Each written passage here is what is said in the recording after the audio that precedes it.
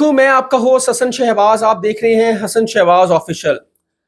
سیالکوٹ کے علاقے ڈسکا میں ایک خوفناک واقعہ پیش آیا ہے اور جس نے دل رکھنے والے لوگ ہیں وہ سارے ہی اشکبار ہو گئے ہیں.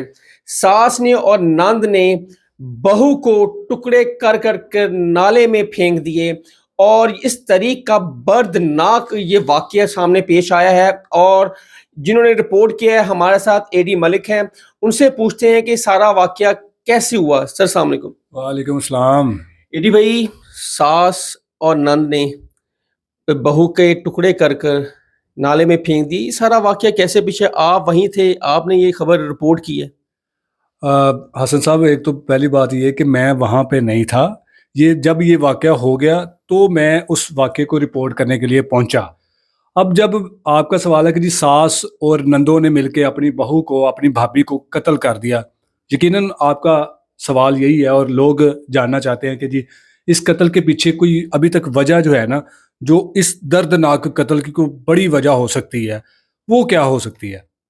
یہ میں آپ کے ناظرین کو بتاتا چلوں کہ یہ میرے بھی ایکسپیرینس کا نا ایک پہلا واقعہ ہے, کیونکہ میں نے بہت سارے ایسے کیسز رپورٹ کیے ہیں جس میں سسرال میں جو بیٹیاں ہیں وہ بے موت ماری جاتی ہیں اور ان کے قتل کا کوئی بھی مول نہیں ہے. ٹھیک ہے جی, ان کے قتل کا کوئی انصاف نہیں ملتا, کسی ملزم کو ابھی تک سزائیں نہیں ہو رہی. لیکن یہ جو قتل ہوئی ہے بیٹی جس کا نام زارا ہے, اس کا قتل کی جو وجہ ہے, جو میں نے دونوں طرف سے جا کر اس کے مقتولہ کے والدین سے بھی اور اس کے سسرال میں جہاں یہ واقعہ ہوا وہاں لوگوں سے میں ملا, مقتولہ کے والد سے میں ملا. ان کا یہ کہنا تھا کہ میری بیٹی اپنے شوہر کے ساتھ ہنسی خوشی زندگی گزار رہی تھی. 4 سال پہلے شادی ہوئی تھی, ایک بیٹا تھا اور ایک بچہ ابھی دنیا میں آنے والا تھا, کیونکہ وہ مقتولہ 7 سے 8 ماہ کی حاملہ تھی.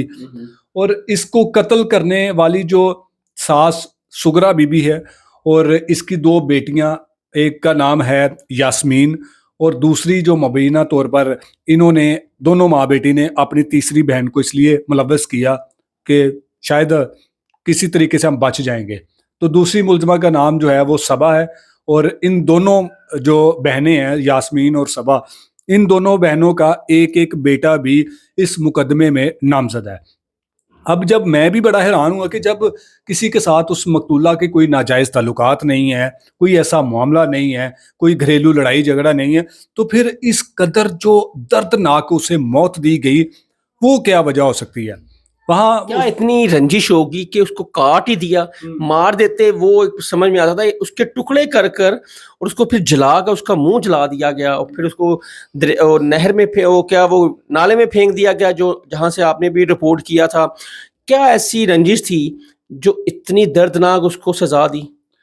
جہاں تک میں سمجھا ہوں اس کیس کو, اور میں نے کچھ جو وہاں سے کچھ چیزیں جو میرے سمجھنے میں آئی ہیں وہ یہ کہ ان دونوں ماں بیٹی میں سے ایک جو یاسمین ہے اس کا ایک لاہور کا ایک ملزم نوید ہے, اس کے ساتھ ناجائز تعلقات تھے اور اس مقتولہ کو شاید پتہ لگ گیا تھا اور وہ اپنے شوہر کو بتاتی تھی.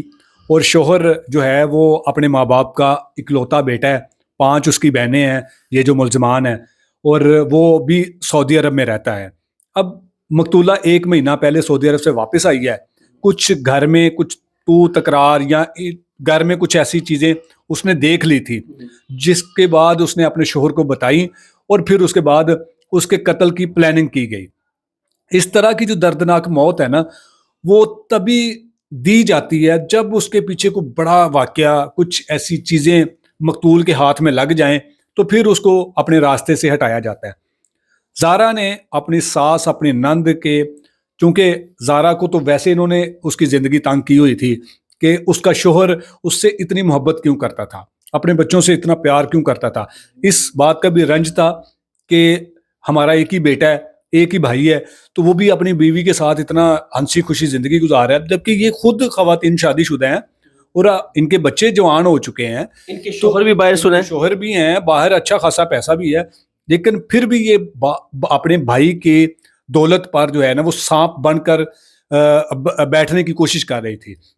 اور ساتھ ہی ساتھ ان کا جو ناجائز تعلقات جو ایک سلسلہ چل جو لاہور کا جو عاشق ہے یاسمین کا وہ عاشق تھا، مبینہ طور پر وہ یاسمین کا بتایا جا رہا ہے کہ اس کے ساتھ ناجائز تعلقات تھے. اس کو کیا لالچ دی؟ اس کو پہلے بتایا تھا کہ یہ ہم کام کرنے جا رہے ہیں، کہ اس کو ویسی لاہور سے انہوں نے ڈسکا بلا لیا؟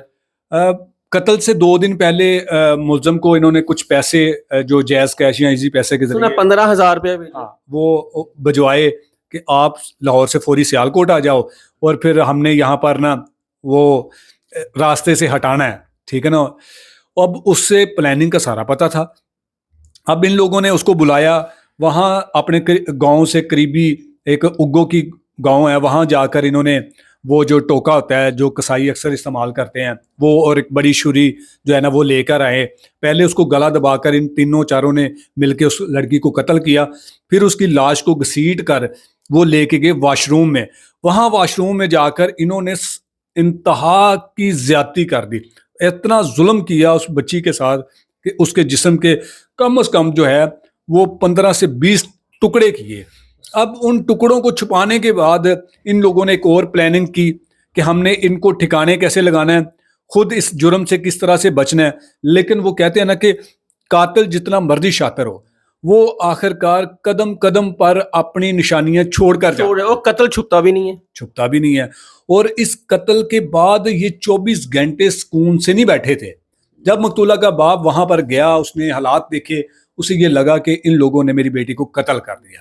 جبکہ یہ گھٹیا پن پر اترے ہوئے تھے یہ ماں بیٹیاں. ایک ہی انہوں نے بیان اپنا دیا ہوا تھا، رٹا ہوا تھا کہ جی وہ کسی کے ساتھ بھاگ گئی ہے، وہ کسی کے ساتھ بھاگ گئی ہے پیسے لے کر، زیور لے کر. لیکن ایسا کچھ بھی نہیں تھا. وہ جو زیور اور پیسوں کا جو انہوں نے الزام لگایا تھا وہ بھی یاسمین نے ہی چرائے تھے پیسے. 15,000 ریال اور تقریباً 5 سے 7 تولے سونا، یہ بھی یاسمین نے چرایا تھا تاکہ وہاں پر ہم یہ سچ ثابت کرنے میں کامیاب ہو سکیں کہ جی وہ دیکھیں پیسے بھی لے کے بھاگ گئی ہے، اپنے آشنا کے ساتھ بھاگ گئی ہے. بالکل. اب ایسا جب نہیں ہوا، مقتولہ کے باپ نے تھوڑا سا ان کے ساتھ سختی سے پیش آیا، پولیس کو بلا لیا. پولیس ان سب ملزمان کو لے کر تھانے گئی اور اس کے بعد انہوں نے کہا جی ہم ان کی تفتیش کریں گے، جو بھی ہوگا معاملہ ہم دیکھیں گے. اس کے بعد مقتولہ کے والد اپنے گاؤں چلے جاتے ہیں. واپس پولیس جو ہے ان ملزمان کو چھوڑ دیتی ہے، یہ واپس آ جاتے ہیں. اگلی صبح پھر جب پولیس نے ملزم عبداللہ کی تفتیش جب کی، جو یاسمین کا بیٹا ہے، اس نے پھر بتایا کہ میں نے اپنی نانی سغرا کے ساتھ موٹر سائیکل پر میں اس کو لے کے گیا ہوں، اور اس کے ہاتھ میں بڑا سا توڑا تھا، جو اس توڑے کے اندر اس زارا کے ٹکڑے تھے. ان ٹکڑوں کو میں نانی کے ساتھ جا کے یہ والے نالے میں پھینک کر آیا ہوں. اب جب اس نے منہ کھول دیا، کرائم جرم اوپن ہو گیا. پولیس نے تب تک پولیس نے کوئی کارروائی نہیں کی، پولیس نے یہ ریکوری نہیں کی. نہیں وہ دیکھیں زارا کے والد کے کچھ عزیز وہاں پر پولیس میں بڑی پوسٹ پر موجود ہیں. انہوں نے پھر اپنی پین لے کر اس کو تھوڑا سا ڈیپلی انٹیروگیٹ کیا تو انہوں نے ان ملزمان کو دبوچ لیا. جب یہ ملزمان واپس آ گئی تھی تو یہ پھر بھاگ کے یاسمین کے گھر چھپ گئی تھی. ان کو پھر وہاں سے جا کر پکڑ کے واپس تھانے لے کے گئے. جب ان سے پوچھا کہ بتاؤ کہاں پھینکے تھے، یا یہ جو سغرا نامی عورت ہے اس نے اور اس کے جو نواسا ہے عبداللہ، ان دونوں کو پولیس نے ساتھ لیا اور اس وقوع پر آگے جہاں پر انہوں نے لاش کے ٹکڑے پھینکے تھے اس گندے نالے پہ، انہوں نے بتایا کہ ہم نے یہاں پر توڑا پھینکا تھا. اب سرچ آپریشن ہوا تو وہ توڑا جو ہے اس میں سے اس بچی کے ٹکڑے ملے، لیکن سر اور پاؤں اور ہاتھ نہیں ملے بھی. اچھا. تو ان سے پوچھا کہ وہ کہاں ہے، تو یہ جو چلاک عورت سغرا نامی ہے، ٹھیک ہے، جو ساس ہے اس کی ساس، اس نے پھر جھوٹ بول دیا. اس نے کہا جی میں نے وہ شاپر میں ڈال کے پھینکے تھے، ہو سکتا ہے پھٹ گئے، وہ آگے چل گیا وہ ساری ٹانگیں، کیونکہ اس نے جلائے ہوئے تھے، اس قدر جلا دی ہوئی تھی کہ اس کا باپ اس کا آخری دیدار نہ کر سکے. جب پولیس نے پھر اس کی اچھی خاصی درگت بنائی، اس کی چھترول کی ان ماؤں بیٹیوں کی، اور کرنی بھی بنتی تھی جو انہوں نے انسان کی تذلیل کی ہے، اور اس نومولود کو جو ابھی دنیا میں آیا نہیں تھا. میں نے ایک عینی شاہد کا انٹرویو کیا، اس نے وہ سرچ آپریشن کے دوران وہاں پر موجود تھا جب لاش نکالی جا رہی تو اس کے بقول کے جب انہوں نے چھری اس کے پیٹ میں ماری ہے تو بچے کے بھی 2 پیس ہو گئے تھے.